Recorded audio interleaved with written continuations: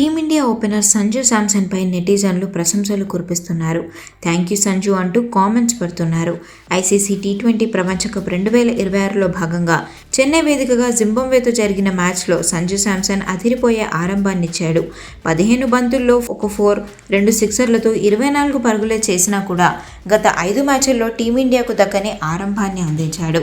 ముఖ్యంగా డక్అవుట్ల బాధ నుంచి టీమిండియాను గట్టెక్కించాడనే చెప్పాలి. ఈ మ్యాచ్కు ముందు జరిగిన 5 మ్యాచ్ల్లో 4 సార్లు ఓపెనర్లు డక్అవుట్ అయ్యారు. ఇందులో అభిషేక్ శర్మ 3 సార్లు డక్అవుట్ అయితే సౌత్ ఆఫ్రికాతో జరిగిన మ్యాచ్లో ఇషాన్ కిషన్ 0కే వెనుదిరిగాడు.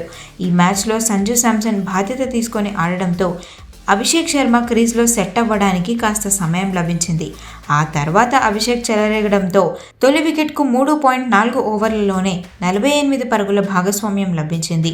ఈ టోర్నమెంట్లోని పవర్ ప్లేలో లెఫ్ట్ హ్యాండ్ బ్యాట్స్మెన్లైన ఇషాన్ కిషన్, అభిషేక్ శర్మ, తిలక్లకు ఆఫ్ స్పిన్నర్లతో బౌలింగ్ చేయించడం ద్వారా పరుగులు చేయకుండానే కట్టడి చేశారు ప్రత్యర్థి బౌలర్లు.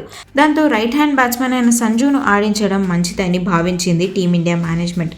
అందులో భాగంగానే రింకు సింగ్ను తప్పించి సంజును టీంలోకి తీసుకొని వచ్చారు.